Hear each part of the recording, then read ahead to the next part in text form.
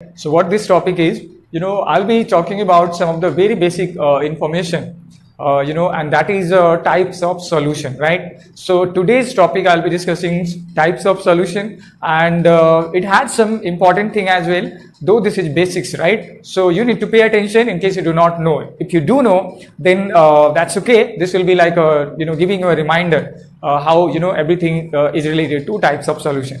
So what is this type of solution? Let's do that. If you remember, I've told you just a couple of lecture back probably that we have a term like binary solution. So I'm going to explain it again. Binary solution. So what this binary solution is? In short, a solution where there is only one solute and only one solvent, right? Only one solvent. So if a solution has only two components, one solute and one solvent, it is called binary solution. The next in that sequence is physical state of solution. Right? What that means? I'm about to explain you how can you decide the physical state of a solution if you do not know exactly, right? So a solution physical state depends on the state of the solvent. So depends on state of solvent.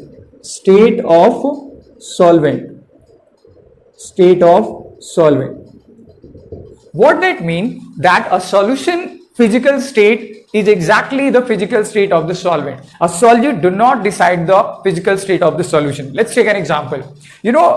Suppose you mixed a little amount of salt in water.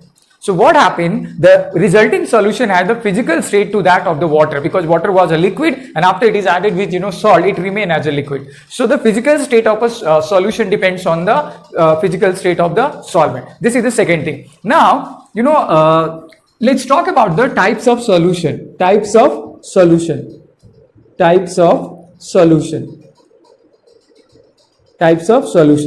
For that, what I'm going to do, I'm drawing a table, kind of explanation for you, and just pay attention what this looks like to be. So the first column I'm using is for the solute. The second I'm using is for the solvent. Right? And the third one I'm using is for the solution. And finally, I will take some example so that you can easily remember that. So in the last one, I'll be taking some examples, right?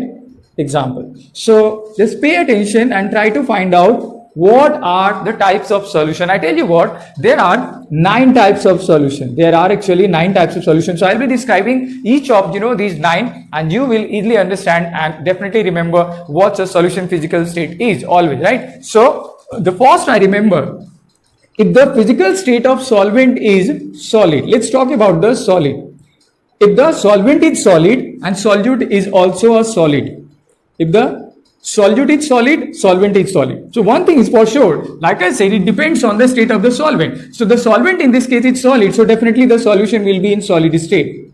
Now the question is, do you remember some example? Let me think if I remember or not. Yeah, I do remember, just like you remember that. You remember all the alloy, metals alloy, like brass, like solder, and the bronze and gold, etc. So I'm going to write a couple of them. So it's brass. Brass is the example I am going to write for you. So brass, and then 22 karat gold. There's so many more, but that's going to be enough.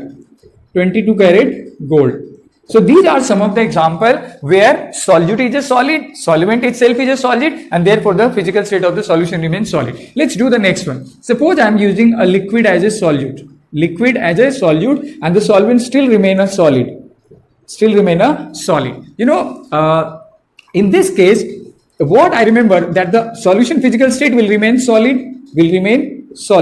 But if it's hard for you to remember the example, I give you an example. Mercury, if it's mixed with some solid metal, mercury, that's a liquid, and you mix it with some metal like copper, zinc, or whatever, it forms amalgam. You do know amalgam. So amalgam is an example of this case. So this is amalgam. amalgam, right? I may be making the mistake of this with the spelling here. And which amalgam? It's mercury, which is a liquid, can be used with any solid metal like zinc. So this is the example of the next one. Let's do the third one. In the third one, I'm using solute as a gas, and again solvent will remain a solid. So in this case, of course, the solution physical state will remain a solid, and then this is something you do know from your 11th class. In case you do not, you have forgotten, I'm going to remind you. Remember, platinum or palladium that can adsorb a large amount of hydrogen gas, and that's why it is used as a hydrogen storage. So H2 write on metals like platinum, or H2 on metals like palladium. So these are some of the example where gases are being adsorbed by the solid metal, and therefore the ultimate remain a solid. So these are the three example of solvent or the solution having physical state solid. Now let's do the next one. So I'm going to separate this one from remaining. Next one I'm taking is again a solid. However, the solvent I'm going to change it as a liquid. I'm going to change this as a liquid, right? In that case, the solution will remain a liquid. And in this case, the example is quite simple. Sugar may be a solution. Sugar and water, right? Okay, there's so many examples. You don't need to, write all of them. Okay, the next one is, suppose I'm taking liquid as a solute, and the solvent remain a liquid. This is again quite simple. The solution will remain a liquid, and its example is again simple. Ethanol and water, maybe ethanol plus water. So there's so many examples, but this is one I remember as quite common one, right? So let's go with the sixth one. If it's a gas, and you are dissolving it inside a liquid, you will obtain a liquid solution. And in that case, the example is again very easy. All the soda water samples. That's what I remember right now. Soda water. Coke, maybe soft drink, carbonated drink. These are some of the examples. So these are three examples where the solution is liquid. Now we need to talk about the gases, right? So what I'm going to do, I'm taking the first one, again solid. So solid is again our solute, and the solvent I'm taking as a gas. Of course, the physical state of the solution will remain a gas. Now the question is, what may be the example for that case. So in this case, the example is going to be camphor. Camphor is one example I remember. Camphor along with nitrogen gas. So this is the example where you have your solvent as a gas, however the solute is a liquid, right? So this is the case. Let's take the next one, which is nothing but a liquid here. So liquid is the solute and gas is your solvent. So of course this will remain a gaseous solution. And in this case, liquid, you are using liquid and you are dissolving this inside a gas. So what this is going to be? This is going to be quite common. We remember humidity or moisture, maybe it's a moisture I'm talking. Moisture, or you can also write it like humidity. So humidity is an example. Just a second. Humidity is an example where the air particles are trapping a certain amount of liquid and it forms moisture or humidity. Let's talk the last one. The last one is again gas with the gas, right? So here the both solute and solvent are gas, and in that case the physical state of solution remain gas, and the example is quite simple. Air is a mixture of so many gases, maybe oxygen, nitrogen, etc., right? So these are 9 types of solution.